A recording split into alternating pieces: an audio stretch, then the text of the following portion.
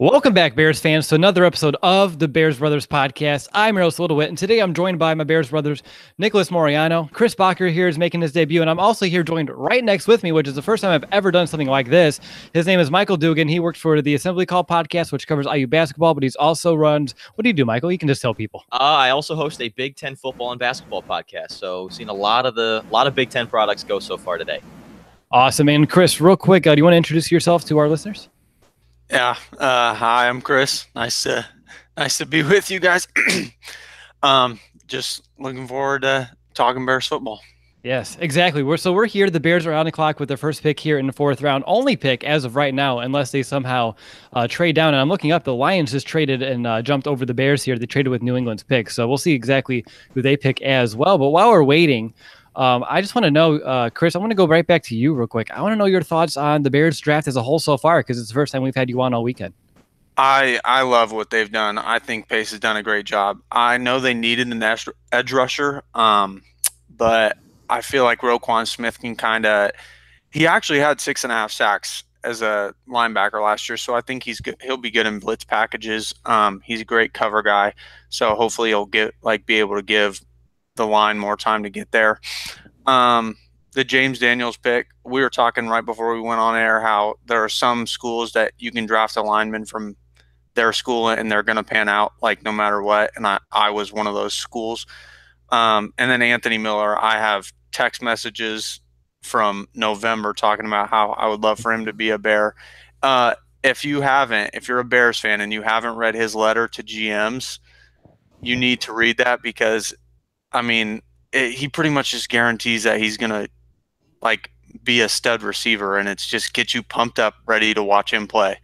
Yeah, Anthony Miller, the self-proclaimed best wide receiver in this draft class. I also heard last night that this was Coach Nagy's top wide receiver on his big board. So if that's the case, that's good news for Bears fans. He's getting the guy that he believes best fits his system. Michael, I'm going to literally hand this over to you, and I want to know where do you think the Bears are going to go with this pick here in the fourth round?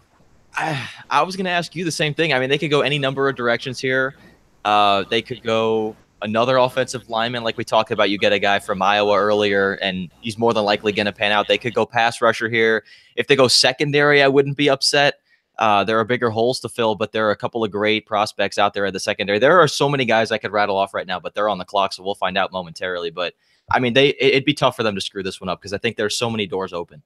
Yeah, I mean, seriously, the opportunities are endless. I believe the best case scenario here for Bears fans is for the Bears to get the best defender possible. If it's a defensive lineman, if it's an edge rusher, I don't think you go inside linebacker here because of the Roquan Smith pick in the first round. But even if the Bears go secondary here, I don't think we should complain, because the Packers proved that they went back-to-back defensive backs to begin this draft. You can never have too many good corners, too many good players in your secondary, especially with playing in the NFC North, which, as we know, is a very prolific aerial attack no matter who you're facing, the Lions, the Packers, and now, of course, Minnesota with Kirk Cousins. Nick, I'm going to go to you while we're waiting. Final thoughts. Do you have some players in mind? There are a couple of guys that hopefully I don't butcher this name. I've been practicing it all day. What is it? Oga. I'm butchering it right now. Ogbonai Okoronkwo from Oklahoma. That's a guy, an edge rusher, which is a position the Bears need to address right now. I'm expecting that to be the position that they're going to draft here. Maybe it's not him, but I was watching his tape earlier today. A guy that's still raw. Obviously, he's in the fourth round for a reason. Still can work on some things, but he has a talent. He has that there to be able to get to the quarterback. And obviously, the Bears still need to address that, having not a lot of depth of that position. But yeah, I'm really expecting an edge rusher at some point, because that's still the biggest hole on this Bears team. Yeah. All right. So, guys, I have my three famous words for you. Pick is in. So now we just kind of play the waiting game. So yeah, I believe, Nick, exactly what you said there. Chris, I want to go over to you real fast. So while you're thinking about, of course, which direction the Bears can go here, I know you have a few names in mind. Do you want to just name drop a few? Because the pick should seriously be in within 10 seconds. Yeah, I've been in the group chat, saying Duke Ejiofor is a guy to look for. He kind of fits in the Pernell McPhee type of style of play, where he's a bigger guy. He's not necessarily a great athlete, but he'd be a good pick. Dorrance Armstrong, from a defensive end from Kansas, he'd probably shift out to outside linebacker. Again, not necessarily a great athlete, but he could be a good good first and second down guy the first few years, maybe like come in on unique passing situations, but he's better at setting the edge than he is at getting to the quarterback sometimes. Yeah, there we go. I just saw that the Lions did take Deshaun Hand out of Alabama. That was someone who I was personally hoping for. I thought it would have been a very strong selection up front for the Bears defensive line. But the pick is seriously coming in as I speak. So as I am waiting, I'm just waiting. I have the TV muted because I don't want you guys to hear it. So I'm legitimately waiting to see the name here on the screen. But it is going to be a linebacker. Oh, man, is this the one you're trying to say, Nick? Joel? No, this, I don't know what that last name is. Mr. Kentucky? Oh, God. Again, it's my famous quote on the show. I do not get paid to pronounce names, especially correctly, but I promise you I will have this name pronounced correctly now that he is a Chicago Bear, but it's going to take some practice, a pronunciation guide. But okay, this was not a pick that I was anticipating whatsoever. Chris, you're shaking your head. Instant thoughts? I know very little about this pick, if I'm being honest. That's okay. I understand. I'm not even going to try to say that name. That is a it's here. I'll spell it for folks at home. It is Joel. We can call him Joel. I mean, that's a great name. We can definitely pronounce that. But his last name is seriously Iyiegbuniwe. Sorry, not WW, just W and an E. It went away and it came back, and I thought I was never going to be able to finish that name. But okay, so we got a linebacker again. So you have to assume that they're going to want to place him on the edge, on the outside, because you're not going to take another inside linebacker here. At least that's what you would think. So, here we go. Thank you, Michael. He has it. It is going to be pronounced Iyiegbuniwe. Okay, so hold on. I didn't mean to. Iyiegbuniwe. Okay, Iyiegbuniwe. All right, this can definitely take some practice. Yeah, I got it. This is the analysis that you get on the fly. You're learning how to pronounce this kid's name, which, as of right now, is the best that we're going to give you. But all right, so as we're kind of pulling up these scouting reports, Michael, I know you kind of briefly read it. Can you just kind of give Bears fans a lowdown here?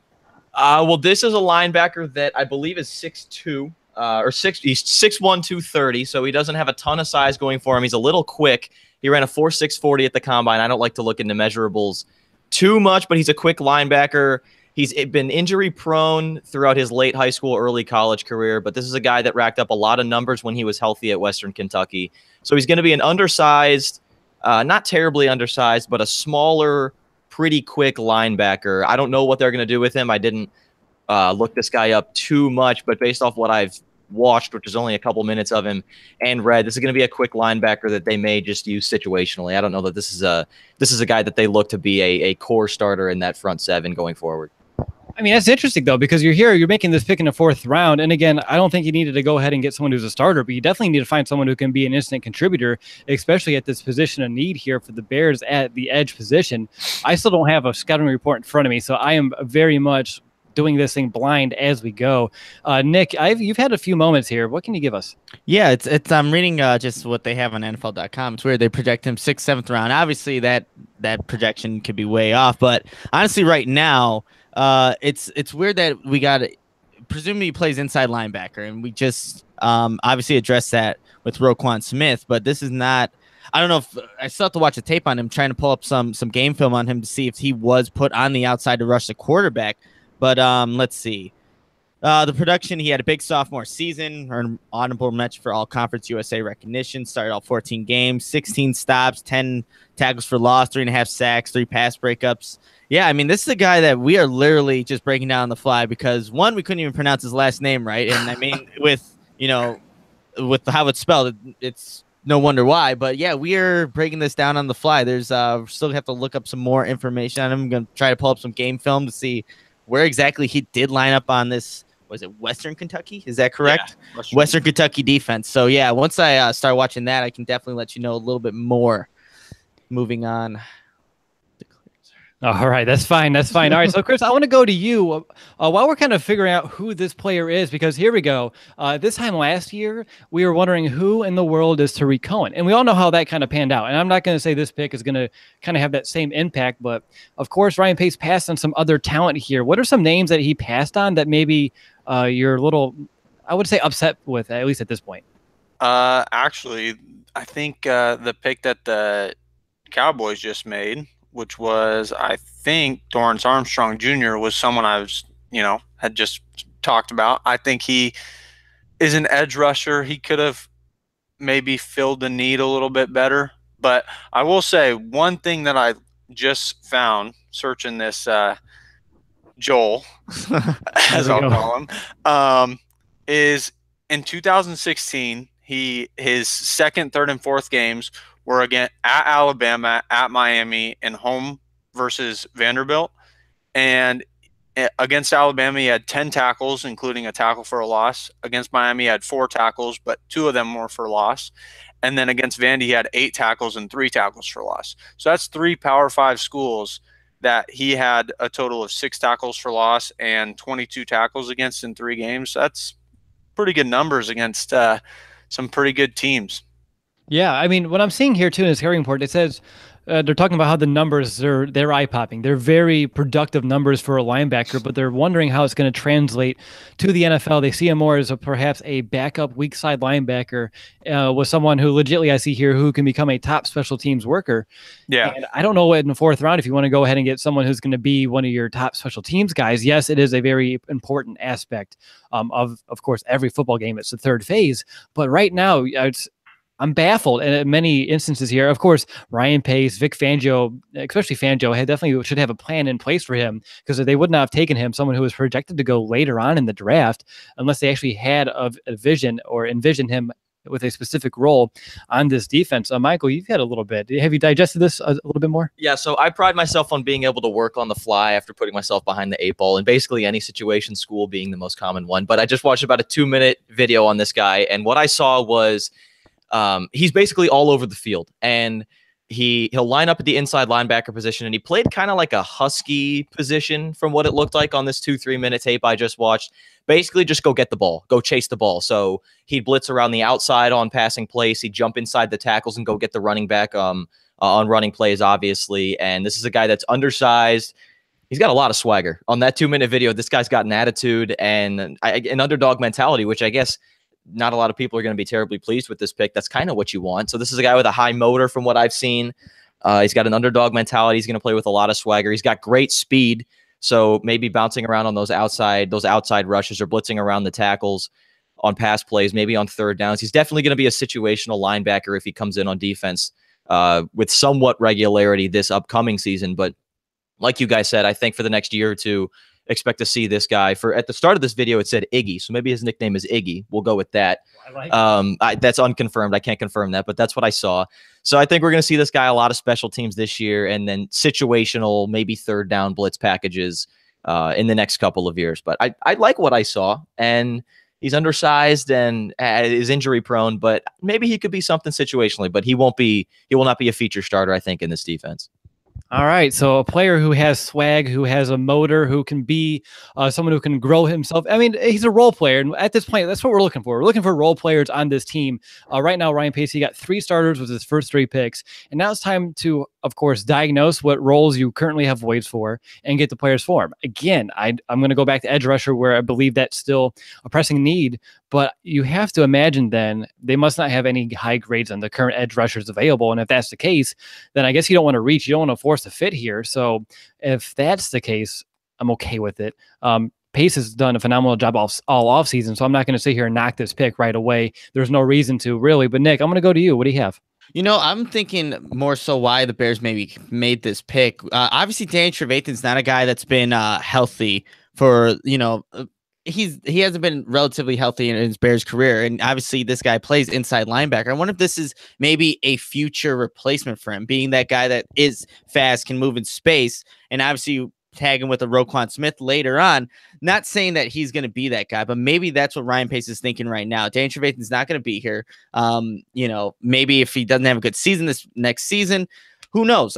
Maybe that's what I'm thinking in his mindset. Like you said, Will, not having maybe the best edge rushers grade-wise on their board, let's try to find the successor so we can have 2 inside linebackers that can really just do really well in coverage, especially against the NFC North facing Aaron Rodgers, Matthew Stafford, Kirk Cousins now. So you need some guys that are going to be able to cover ground. So maybe that's why I'm thinking maybe they made this pick. And I'm still struggling to actually find him highlighted in like a video against some of the competition he played. I'm typing his name letter for letter in there, making sure I'm not forgetting anything. Not happening right now. Leave it to Ryan Pace to make our job difficult here in the 4th round, right, guys? All right, so yeah, what I'm seeing here, at least coming up through Twitter, what I've been able to see on a few scouting reports here, he's not even in the PFF scouting report guide, which is over 500 pages. So he was someone who obviously wasn't on their radar as well, which is fine. Again, I don't use PFF or as verbatim. I do like to see what they have in terms of their stats because those are very interesting. But anyway, I'm just debating here. It's still confusing, but I see him. What I see here, inside guy. So he's going to be an inside guy. I don't really see him translating over to the edge. So like you kind of said, Nick, he could be the successor to Danny Trevathan. Maybe he comes in during some sub packages like you were talking about, Michael. But Chris, I want to go over to you. Do you have anything else you can bring to the table here? Do you see, or at least envision, a role for him here in his rookie year? I'm just trying to find stuff like you guys, and I'm looking at this player profiler, and it kind of just goes through all his workout metrics, and I don't like to put too much stock into it, like we said before, but his best comparable is Mark Barron, and so that makes me wonder if he could. I'm not saying he's going to be as good because Mark Barron's kind of underperformed so far, but Mark Barron and Deion Jones from the Atlanta Falcons is a similar type linebacker where it's like a safety linebacker hybrid. So it makes me wonder if that's where the Bears envision him, as a strong coverage linebacker, but plays kind of more like a safety and get him flowing down in the box and filling those alleys. That's what I would think that they're doing with this pick. A 4.6 is pretty good for his size. I mean, he is undersized for the linebacker position, but he's obviously fast and he can flow downhill well from just the highlights that I've seen, which hasn't been easy to find. No, but that's got to be the role that they envision him. I don't see him as either a Jack or a Mike linebacker. I just don't see him in that role. He doesn't take on blocks from what I've read. So he's gonna have to find like a hybrid role, or he's just gonna compete on special teams. It's interesting. I definitely see from SI that he's going to go by Iggy. So Iggy, that's so much easier to pronounce. And that's it. He's Iggy from this point forward, guys. But yeah, it's interesting. I'm doing like a Google search trying to find legitimately, let's meet Iggy. And not a lot. It's a lot of just who he met with during the combine, the off-season process, the draft process. But what I see here, 2 words that kind of keep popping up is rangy and very active. So kind of like what Michael said with his high motor. That's something where I think that's what they see in him, someone who can go out there and, so of course, different packages, go and give it his all. And he's someone, especially who has a high motor, when his role is even a little bit less than probably he would like, then he's going to even give it a little bit more effort because he wants to go out there, make an impact, show people I want to be on the field just a little bit more. But yeah, this is interesting. I can't find any personal facts about the kid. I can't find any more than really what we brought up. And I don't want to keep repeating ourselves, guys, because of course that's not what anybody wants to hear. And this is a very tough pick for all of us. But all right. So do you guys see any weaknesses, at least in this scouting report, that we should mention? Nick, how about you? That there isn't much on the scouting for that. Honestly, what our weaknesses are at this point. I'm watching actually right now the Alabama game. It's Western Kentucky played Alabama. I'm trying to see, how he's matching up against arguably the best college football team, in the sport. But they're showing the offense right now, so that's definitely not going to help in me scouting a inside linebacker. But weaknesses again. He's undersized. We've said that before, and there's not really a true position for him, which is why I'm questioning this pick for Ryan Pace as to where he really wants him to play. And like we said, maybe a successor to Danny Trevathan, but that's not coming anytime soon. I'm baffled by this because, again, I think you could have gone. There's a lot of other directions they could have gone, especially address some positions of need. But getting another inside linebacker when you just got that on day one.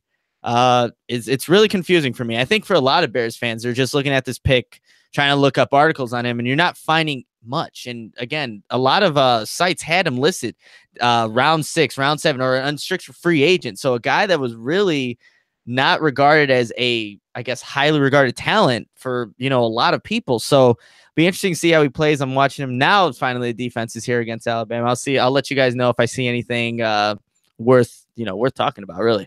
All right, yeah, that's fine. That's fine. Definitely sounds good. So, guys, what I see here from Rich Campbell over on Twitter, he says that Ryan Pace entered today's draft with a goal in mind to bring speed and athleticism over to the Bears special teams unit. And I think when you look at that, this is definitely the pick to do so. We talked about his speed. We talked about his range. He's really good in coverage, so he can definitely be good in those coverage units, either the Bears kickoffs or, of course, punts as well.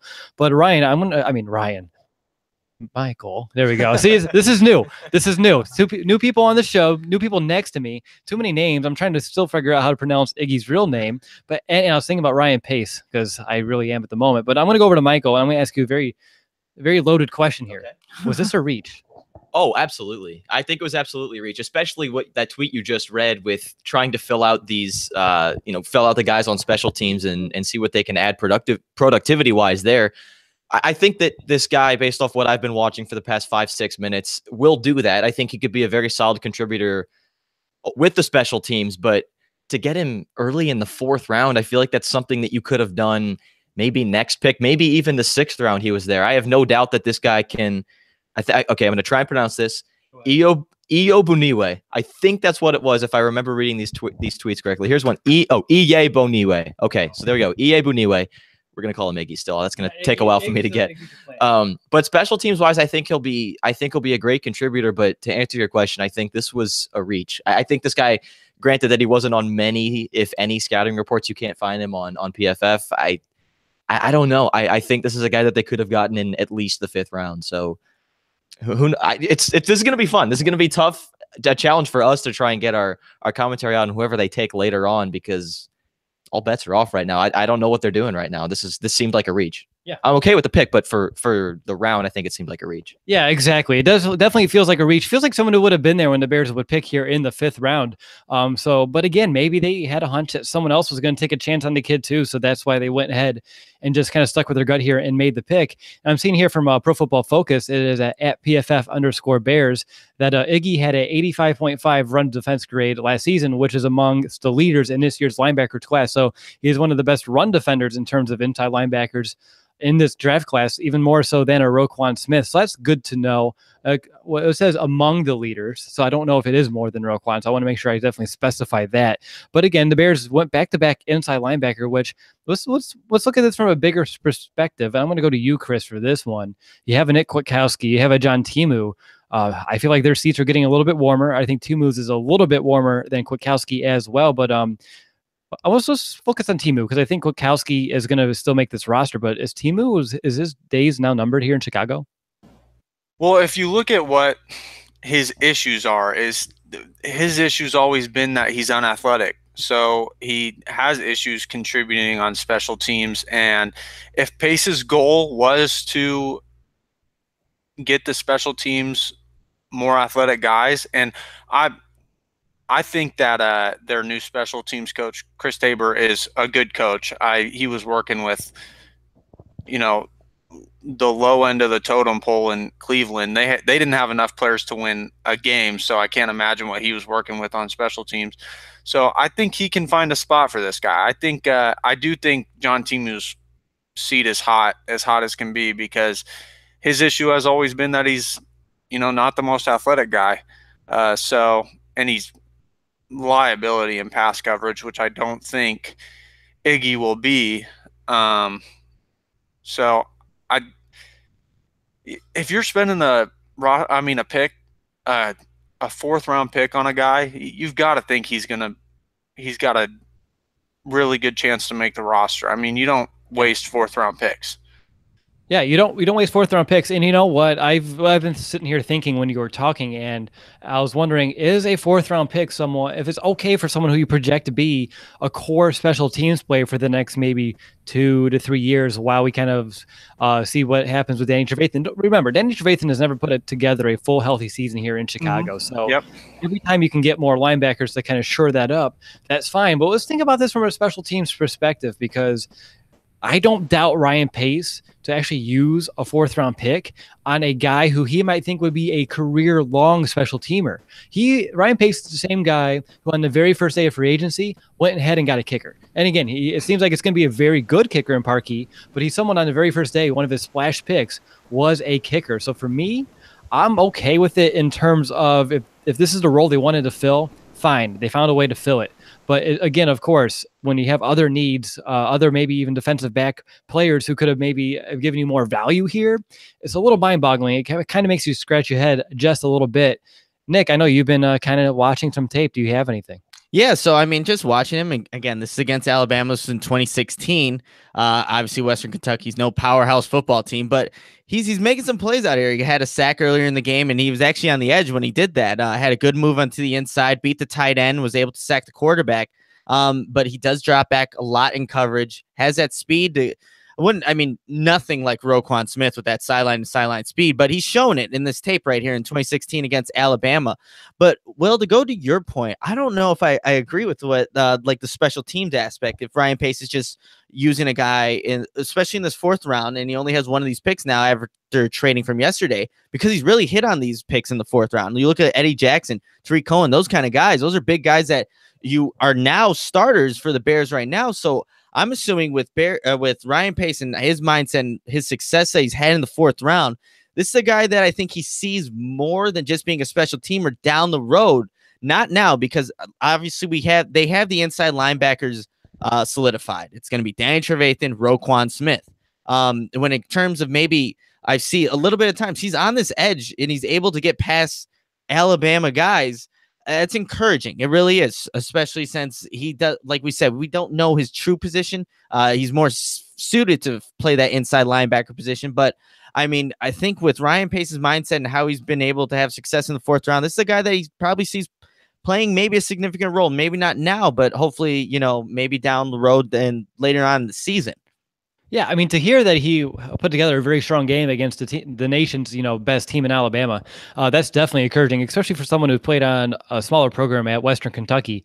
And I just want to mention that over at WKU football, Western Kentucky's official football account, they did say that we call him Iggy. So Iggy is officially confirmed, guys. I know we've talked about it on a few different websites. It's on Sports Illustrated, but when it comes directly from the source, we can trust that. So Iggy is now the name. But Michael, I haven't heard from you for a while. Did you have anything else that we can add here? Do you want to maybe talk about best case, worst case scenario for him?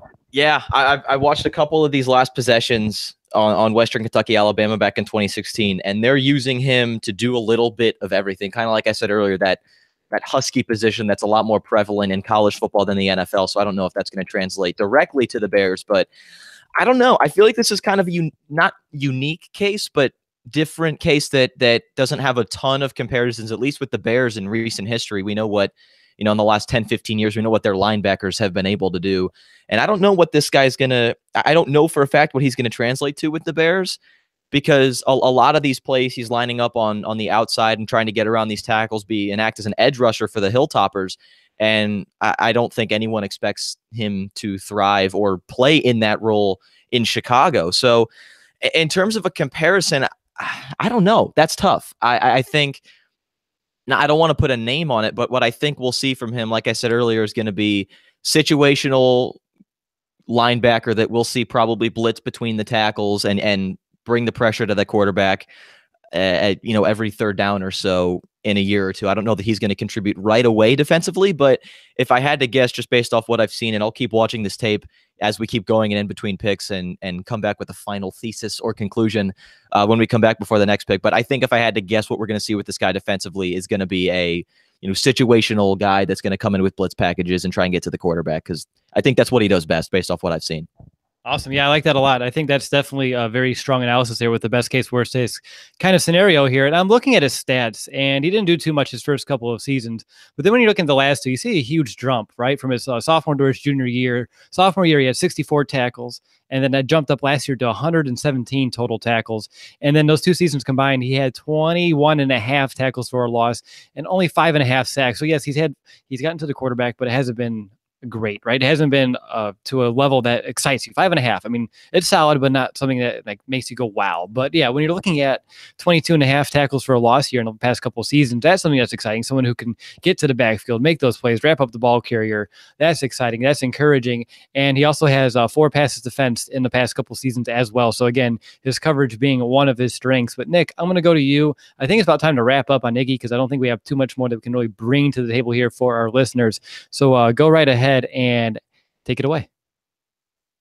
One sec. I had my mic muted there. But yeah, there's I don't think with this prospect, we're just gonna have to wait and see what ends up happening in training camp, where he actually ends up lining up. Because again, Hold on, can I cut you off just real quick? cut I me just off. saw, Adam Johns to say the Bears are calling him an inside linebacker. I mean, again, that is subject to change throughout OTAs, throughout mini camps, throughout training camp. But I just want to mention real quick that just came up on my newsfeed that the Bears are at least calling him an inside guy. Yeah, so I think that just again reinforces my point. Maybe that Danny Trevathan, I think he's going into his last year now. Again, we said he hasn't been able to put a full season here in Chicago due to health reasons. Maybe this is the successor to him, but we'll just have to wait and see how it plays out in training camp. He's gonna obviously have to adjust to playing in the NFL and seeing now that when he's coming off the edge, these are NFL tackles. You're not going to be able to bull rush these guys. You have to really use your technique to get to the quarterback. Then that's not going to be as easy as able to do it at times at Western Kentucky. But yeah, this is a very weird pick. I'm honestly not a fan of it right now. We don't know much about the guy. We'll see what ends up happening, down the road. But right now, I'm just going to say I'm not a fan of the pick, and we'll see where Ryan Pace goes from here. All right, yeah, I want to mention that we do have Danny Trevathan under contract through 2019. He has two more years left on his deal. So again, I mean, this kind of player, I think, would need those 2 seasons to kind of fully develop, kind of get seasoned just a little bit more within Vic Fangio's scheme. But I want to know real quick, Chris, do you think this was a kind of a consensus pick? I mean, Brian Pace has talked about all offseason how the scouts and, of course, the coaches, they've been all on the same page. Do you think this is something that maybe both Chris Tabor and Vic Fangio were both kind of high on and thought that they both can kind of utilize him in some proper roles? I think so. I'm not sure if Vic Fangio had as much to do with this pick as he did, say, the Roquan Smith pick. But I do think that Chris Tabor had a say in what this pick was. I think it was a reach, although I'm looking on NFLDraftScout.com, which Dane Brugler does, and he's a good draft nick. He actually had him in the 4th or 5th round, so maybe not as much of a reach within some circles.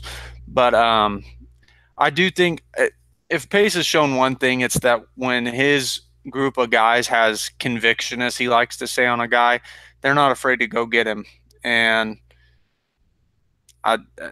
maybe they did have conviction on this guy. I mean, they obviously liked him enough to draft him with their 4th round pick. So we'll see. I think it was a reach. That's all right. I don't know what else to say. There's not much to say about him because I don't know much about him personally. I think he's a good athlete, but it was just real funny. Like right before we went live, we were talking about like 12, 15 different names, and like we're like, oh yeah, we can talk about any of these guys. And then as soon as the pick is in, we're like, what? And then we just go, I mean, we're doing this. We've been able to talk about him for a bit, so I think we've done a pretty decent job of figuring out who this guy is on the fly, bringing Bears fans a little bit closer to him because, again, on NFL Network, you're only getting like 10 seconds, and that's it. So that's why you're here. That's why you're listening to us. As I saw from Kevin Fishbane, they said that Iggy had no contact with the Bears until they drafted him today. And a quote that I like from him, he says, whatever they need me to play, I'll play that. But he did mention that he does prefer to play inside linebacker. So, guys, let's wrap up. Let's go around the horn one more time for some final thoughts. Then, Michael, I'll hand it over to you. Final thoughts from what I've seen so far. In the last play I just saw in this Alabama game, he fought through their left tackle and got to Jalen Hurts and sacked him on 3rd and 31. So some positive there. I like what I see. I don't know that this guy's going to contribute this year, but I like what I see. And I think going forward, this could turn out to be a pretty decent pick. This is wishful thinking here, but I think it could be decent.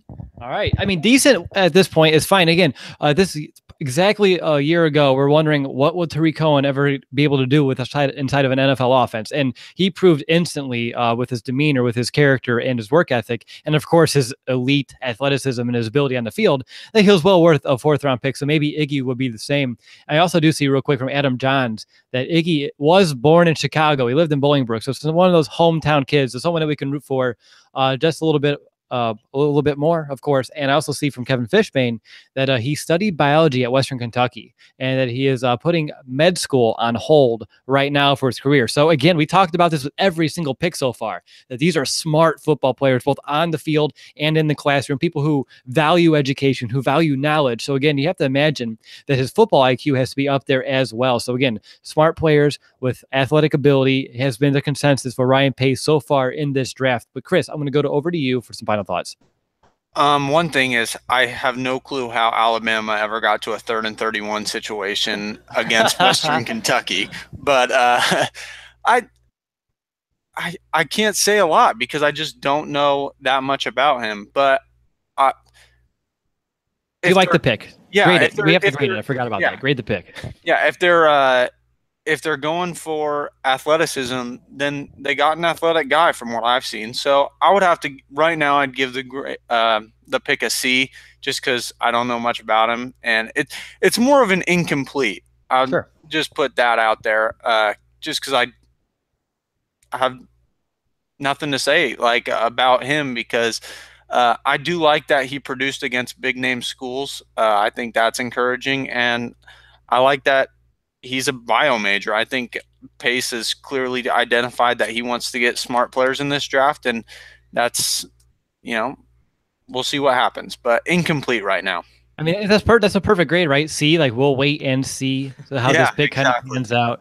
So Nick, let's go over to you for your final thoughts, and don't forget about that grade.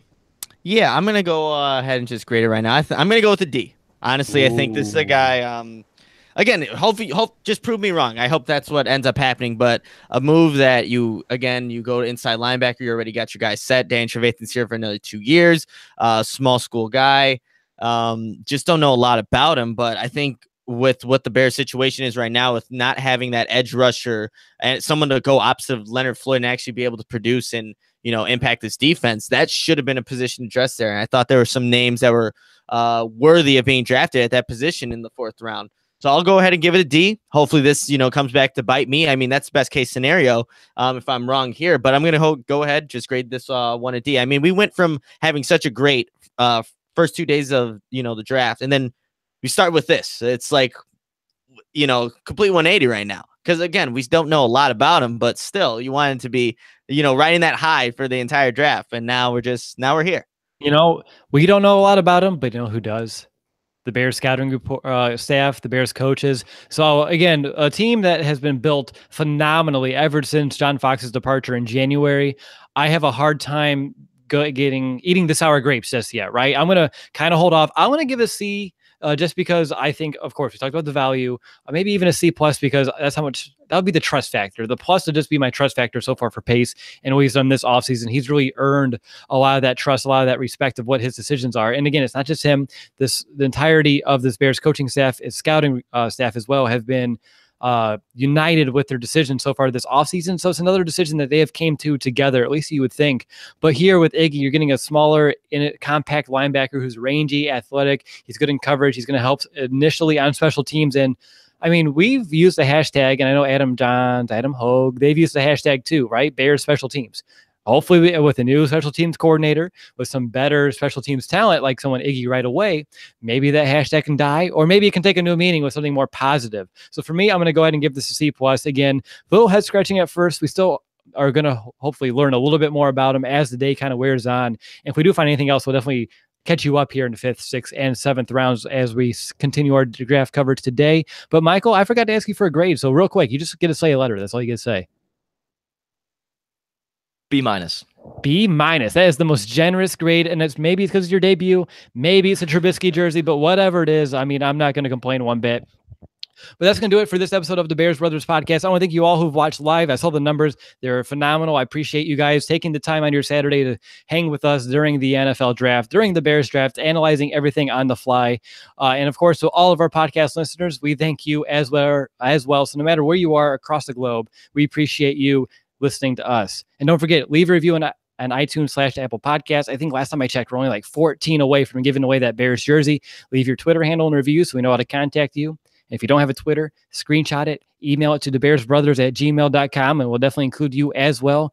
And a worst case scenario, leave a review over on Facebook. We have a section for you to do that over there, and then you'll be entered as well for this jersey giveaway. But I want to give away a free Bears jersey. It could be a Roquan Smith. It can be a Trubisky. It could be a Cohen. It can be an Allen Robinson, a Trey Burton, whoever you want. The choice will be yours, whoever wins. But until next time, bear down, Chicago.